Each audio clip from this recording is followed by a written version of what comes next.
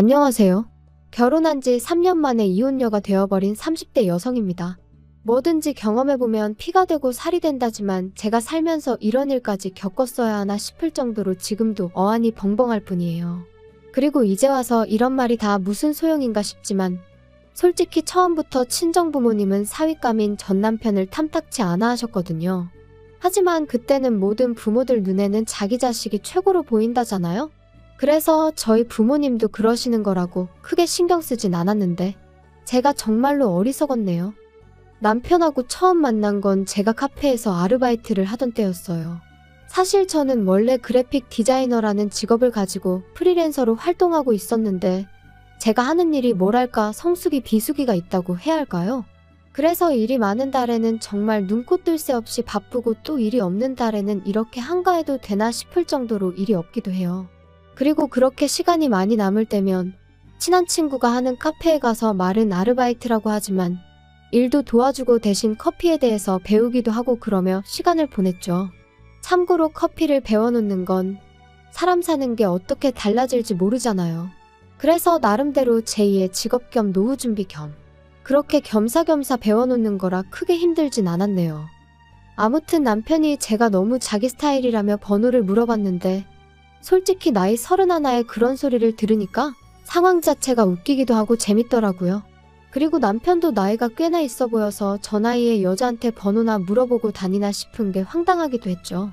그런데 나중에 친구가 하는 말이 카페에 종종 오는 손님인데 한 번도 그러는 걸 본 적이 없다며 카페에서 커피 마시면서 책 좀 읽다 가는 게 전부라고 그냥 한번 만나나 보란 식으로 말을 하대요. 그리고 사실 저도 그 무렵엔 연애는 해야겠는데 어디서 만나야 할지 감은 안 와서 그렇다고 어디다 소개팅 좀 해달라고 하자니 부담 주는 것 같아서 껄끄럽고 아무튼 생각이 많았거든요. 그래서 며칠 고민하다 결혼하자는 것도 아닌데 그래 한번 만나나 보자 그렇게 된 거였어요. 그리고 카페 밖에서 만나서 얘기를 좀 해보니까 남편도 나름대로 며칠이나 고민하다가 용기를 내서 제 번호를 물어봤던 거더라고요. 아무튼 이후로 저희는 커피와 책을 주된 주제로 하며 자주 시간을 보냈는데 솔직히 몇 년을 알고 지냈던 것처럼 대화가 잘 통했어요. 그리고 서로 공통된 주제가 있다 보니 같이 있는 시간은 늘 즐거웠고 헤어지기가 아쉬울 뿐이었죠. 그래서 사귄 지 1년이 넘어가면서는 자연스럽게 결혼 이야기까지 주고받게 되었는데 하루는 남편이 그러더라고요. 실은 자기한테는 아픈 형이 있다고요. 남편의 형, 그러니까 아주버님은 남편보다 2살이 많았고 남편과 사이도 좋았다고 해요. 명문대를 다니던 시부모님께는 누구에게라도 자랑하고 싶은 그런 아들이자 남편에게는 존경하고 따를 수밖에 없는 형이었다면서요. 하지만 아주버님 나이 23, 친구들과 떠났던 여행에서 불의의 사고를 당했고 이후로는 침대를 벗어날 수 없는 상황이 되었던 거죠. 아버님 또한 하시던 일마저 그만두시고 아주버님을 돌보게 되셨고요. 참고로 어머님께서는 입버릇처럼 당신은 원래 몸이 약해서 힘든 일은 못한다 하시는 분이세요. 그리고 그건 아픈 아들 앞에서도 예외가 없으셨죠. 게다가 그때도 그렇고 제가 남편과 결혼한 이후까지도 병원에서는 다시 일어나는 건 거의 불가능이라고 이야기를 했지만 시부모님은 희망을 버리지 못하셨어요. 그리고 그런 부모의 믿음을 솔직히 어느 누가 비난할 수 있겠어요? 그저 듣는 내내 안타까울 뿐이었죠. 그리고 저는 솔직히 이런 상황을 제가 이해하기만 한다면 저희가 결혼하는 데는 아무런 문제가 없을 줄 알았습니다. 하지만 정말 넘어야 할 산은 그게 아니더군요. 왜냐하면 다른 사람도 아닌 시부모님께서 남편과 제 결혼을 반대하셨으니까요. 어떻게 장남인 아주버님이 아직 장가를 못 갔는데 둘째가 먼저 갈 생각을 하냐면서 말이에요. 그런데 현실적으로 아주버님은 결혼을 논할 상황이 아니었으니 황당할 수밖에 없었죠. 게다가 여기서 끝이 아니었습니다. 그제서야 알게 된 또 하나의 사실은 남편은 그동안 어머님이 자기 월급을 맡아서 관리해주고 계시다면서 저에게 늘 한 1억 정도는 모아져 있을 거라고 했거든요. 거기에 자기 생각엔 그래도 아들이 장가 가는데 설마 하나도 안 해주시겠냐며 5천 정도는 해주실 거라는 거예요. 어머님이 몇 번 직접 말씀하신 적도 있다면서 말이죠. 하지만 웬걸요. 5천을 보태주시기는커녕 그 1억도 못 주신다고 나오셨어요. 너는 아픈 형을 두고는 결혼 소리가 나오냐? 장남인 형이 먼저 장가 갈 때까지 잠자코 기다려. 이래는 다 순서가 있는 법이야.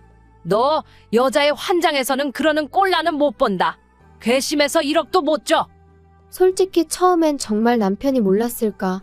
알면서 내 앞에서 쇼를 하는 건 아닐까? 저도 사람이니까 실망스러운 상황에 속이 상하면서 한편으론 그런 비뚤어진 생각까지 하게 되더라고요. 그런데 하루는 남편이 정말 제 앞에서 주저앉아 엉엉 우는데 그 우는 소리가 쥐어짜내는 게 아니라 정말 우라가 치밀어서 자기 감정을 어떻게 주체를 못해서 우는 소린 거예요. 그리고 그런 모습까지 보고 나니까 남편이 그냥 너무 불쌍했던 거죠. 그래서 제가 어떻게든 책임져 줘야겠다. 어머님 아버님으로부터 구해와야겠다는. 지금 생각하면 진짜 오지랖도 그런 오지랖이 없는데 그런 다짐을 했다니까요. 그래서 결국 결혼까지 밀어붙였어요. 남편도 저한테 너무 고맙다면서 자기는 이제 가족은 저 하나뿐이다 생각하고 살겠다 뭐 그런 소리까지 해댔고요. 사실 저희 친정이라고 경제적으로 얼마나 넉넉한 건 아니었습니다. 하지만 그래도 저나 친정 부모님이나 도움은 못 줄 망정 서로 부담은 주지 말자는 주의였거든요. 그러니 저는 처음부터 친정에 손을 벌릴 생각도 없었고 친정 부모님도 도와주지 못해 미안하다 하셨지만 서운할 것도 없었죠. 그리고 참고로 저는 모아둔 돈도 8천 정도 있었고 비록 8평의 작은 오피스텔이지만 제 소유의 집도 있었어요. 그래서 남편한테 그냥 몸만 오라고 대신 앞으로 당신 월급 관리는 내가 하겠다 했더니 그러라고 하더라고요. 결혼식을 올린 이후로 솔직히 시댁과 금전적인 거래는 아무것도 하지 않고 싶은 마음이 굴뚝 같았는데 남편이 그래도 누워만 계시는 아주버님은 솔직히 자기한테 뭘 잘못한 것도 아니고 그래서 아주버님 병원비라도 얼마 보태드린다는 마음으로 얼마는 보내드렸으면 하는 눈치더라고요. 그리고 그런 남편의 마음까지 제가 이래라 저래라 할 일은 아닌 것 같아서 남편의 의견을 따라주기로 했네요. 매달 30만 원씩 보내드리기로요. 그런데 이 일로 다시 한번 시부모님께서 난리가 나셨습니다. 지 형 알기를 우습게 알아서 장가도 지멋대로 먼저 가버리더니 이제 지 부모고 형이고 눈에 뵈는 게 없어서 돈이냐고 꼴랑 30만 원을 보내냐? 거지한테 적선하는 것도 아니고 이게 경우냐? 한편 그래도 또 시간은 흘러 저희가 결혼한 지 어느덧 8개월이 지나가던 때였어요. 이때는 이미 왕래랄 것도 없었고 그저 명절이나 생일처럼 그냥 넘어가기 어려운 날에만 시댁에 가 밥 한 끼 먹고 오는 게 전부였지요. 참고로 음식은 다 제가 해갔고 용돈도 챙겨드렸습니다. 한 번도 고맙다 수고했다 소리는 못 들었지만요. 그리고 그날은 아버님 생신이라서 미역국에 갈비잡채에 오로지 남편 기 살려주겠다는 생각으로 양손에 바리바리 싸들고 시댁을 찾았어요. 이건 짜네 이건 다네 불평불만을 반찬 삼아 입으로 들어가는지 코로 들어가는지도 모르겠는 식사를 하던 때였습니다. 어머님께서 갑자기 기도원 이야기를 꺼내시더라고요. 아는 분이 그 기도원 원장인데 엄청 유명한 사람이라면서 환자들이 그 기도원 원장하고 눈만 마주치면 온몸의 병이 싹 다 낫는다고 하더라나요? 그러자 남편이 그게 말이 되냐면서 어머님한테 핀잔을 줬어요. 그거 다 사기라고 누가 그런 소리를 하더냐며 말이죠. 하지만 어머님께선 네가 만나봤냐고 너는 뭣도 모르면서 왜 재수없게 그런 소리를 하느냐며 화를 내셨습니다. 뭣도 모르는 놈이 나서기는 니들이 데려가 달라고 해도 나는 니들은 안 데려가. 괘씸해 죽겠어. 우리 셋이서만 갈 거니까 그런 줄이나 알아. 어머님, 그런데 혹시 비싸지는 않나요? 잘 알아보신 건지. 혹시 위치가 어디예요? 근처에 병원은 있어요? 그래야 아주버님이 혹시나 상태가 안 좋아지시면 바로 병원으로 옮길 수 있지 않을까요? 너는 왜 생각을 안 하냐? 가서 원장님하고 눈만 마주치면 병이 싹 다 낫는다는데 병원을 왜 가? 병원이 왜 필요하겠냐? 나는 너랑 말 몇 마디만 하면 답답해서 짜증이 나. 그런데 문제는 집에 돌아와서 남편과 함께 찾아보니 기도원 입소 비용이 자그만치 2억이었어요. 그리고 저희 시부모님한테 그런 큰 돈이 있을 것 같진 않았거든요. 남편은 결혼할 때 자기 돈 1억도 안 주더니 2억짜리 기도원에 간다는 게 말이 되냐며 분통을 터뜨렸습니다. 당장이라도 쫓아가서 다 뒤집어 엎고 싶다며 분을 삭히지 못했죠. 하지만 제가 말씀만 그렇게 하셨지 비용은 모르고 계신 거 아니겠냐. 안 가실 수도 있으니까 일단은 지켜보자며 남편을 달랬어요. 그런데 차라리 쫓아가게 내버려뒀어야 했던 건지. 그 대화가 오가고 2달도 안 돼서 어머님이 정말 아버님 아주버님과 함께 기도원에 들어가셨거든요. 그래서 설마 하는 마음으로 어머님 댁 등기부등본을 확인했더니 그나마 어떻게 보면 어머님 아버님의 전 재산이라고 할 수 있는 그 아파트 한 채를 파셨더라고요. 보다 못한 제가 결국 남편을 설득해 남편과 같이 기도원에 찾아갔어요. 그리고는 저희를 안 보겠다 하시는 어머님을 붙들고는 집을 파시면 어떡하냐 물었습니다. 기도원에서 나오시면 어디서 지내시려고 이러시냐고. 그리고 그때 제 마음은 어머님이 후회한다 도와달라 그렇게만 말씀해 주시면 수단과 방법을 가리지 않고 정말 대로변에 드러누워 시위를 하는 한이 있더라도 시부모님의 전 재산 어떻게든 찾아드리려고 했어요. 정말 이를 갈고 작정을 하고 갔거든요. 그런데 어머님 말씀이 우리 잘난 장남은 이제 곧 다 나사서 멀쩡해질 거다. 그러면 저 잘난 머리로 돈 벌어오는 건 일도 아니야. 둘째 너가 주는 그 잘난 30만 원 다 필요 없다. 너도 네 형이 얼마나 잘나고 똑똑한지 알지? 나는 걱정은 요만큼도 안 된다. 그러니까 쓸데없는 소리 하지 말고 와서 기도하는데 방해 좀 하지 마라. 부정 타면 재수 없다고. 그런 어머님한테 저희가 무슨 말을 더 할 수 있었겠어요. 그래서 그때 처음으로 남편한테 제가 나는 시부모님한테 정말 두 손 두 발 다 들었다. 이제 나한테 아무것도 바라지 말라 했습니다. 그랬더니 남편도 자기도 질릴 대로 질려버렸다면서 알겠다고 하대요. 그래서 전 정말이지 남편이 제 노력을 알아주고 있다고 믿었고 우리의 뜻이 같다고 확신했었는데 황당하게도 기도원에 들어갔던 세 사람은 1년 만에 기도원에서 쫓겨나듯 나왔습니다. 알고 보니 기도원 입소 비용은 1년마다 새로 내야 하는 거였는데 시부모님 형편에 또 한 번 2억을 만든다는 건 어림없는 일이었으니까요. 그런데 저를 더 황당하게 한 건 남편이 시부모님 지내실 전셋집이라도 구해드려야 할 것 같은데 이를 어쩌면 좋겠냐고 저를 떠보더라고요. 어이가 없어서 제가 우리한테 그럴 돈이 어딨겠냐 했어요. 그랬더니 한다는 말이 이제껏 자기 월급을 제가 관리하지 않았냐면서 자기 돈이 좀 모이지 않았냐는데 겨우 2년이었거든요. 그리고 제가 무슨 은행도 아니고 남편 돈 따로 저축하고 제 돈 따로 저축하고 그렇게 모은 게 아니었으니 남편이 하는 말이 기도 안 찰 뿐이었죠. 그런데 남편은 급기야 저더러 이러면 어머님이랑 저랑 다를 게 없네 어쩌네 하면서 자기 돈을 돌려달라 뭐 그런 식으로 나오더라고요. 기도 안 차서 정말이지. 그렇다고 남편이 월급을 얼마나 많이 가져다 줬냐 하면 그것도 아니었어요. 그래서 치사하고 더럽다며 2년치로 1,500 줘버렸네요. 그리고는 앞으로 월급도 당신이 관리하고 대신 생활비나 반반 따박따박 내놓으라 했죠. 원래는 아주버님 요양원비만큼은 어느 정도 저희 생활비에서 부담하려고 했는데 그런 마음도 싹 다 사라져서 당신이 다 내라고 했고요. 아무리 남편이라지만 재수 없고 정 떨어지는 게 이런 건가 싶더라니까요. 그리고 요양원에 들어간 아주버님이 7개월 만에 세상을 떠났습니다. 급성폐렴이었죠. 솔직히 슬픈 것과는 별개로 후회한다던가 제가 더 잘해드렸어야 하는 데와 같은 아쉬움이랄지 그런 건 별로 느끼지 못했는데 그도 그럴 것이 대화가 불가능한 상황이었으니 제가 뭘 하고 말고 할 게 없었으니까요. 하지만 시부모님과 남편은 슬픔을 주체하지 못하는 눈치였고 특히나 어머님은 아주버님이 세상을 떠나게 된 이유를 어째서인지 저한테서 찾으려고 하셨습니다. 이게 다 며느리인 제가 남편의 월급을 한마디로 돈줄을 쥐고서는 조종을 한 탓에 남편이 예전처럼 넉넉히 경제적으로 지원해주지도 않았고 그러니 차도가 없어서 기도원에도 가게 된 거고 기도원에 가서 돈을 잃게 된 것도 그러니 저 때문인 거고 요양원도 저 때문에 더 좋은 데로 보내지 못했다면서 전부 다 제 책임이라고 이게 다 반대하는데도 결혼하겠다고든 저 때문이라고요. 그리고는 결정타로 하신 말씀이 그러니 이제 제가 시부모님을 모시고 살아야 된답니다. 오갈 데도 없고 살아갈 이유도 못 느끼겠다며 저더러 당신들 남은 인생을 책임지라나요? 말도 안 되고 기도 안 차서 억지 좀 쓰지 마시라고 그랬어요. 그리고 저는 이때까지도 남편이 저와 한마음 한뜻일 거라 생각했거든요. 그래서 남편더러 말이 되는 말씀을 하셔야지. 어머니 아버님 도대체 왜 저러시냐 나 정말 미치겠다. 하소연을 했지요. 그런데 남편이 예전과는 다른 표정을 하고는 저를 보면서 오로지 형 하나 낳길 바라는 마음으로 사시던 분들이니 지금 마음이 어떠시겠냐며 저더러 무조건 싫다 하지 말고 이해를 해보려고 노력을 좀 해보라나요?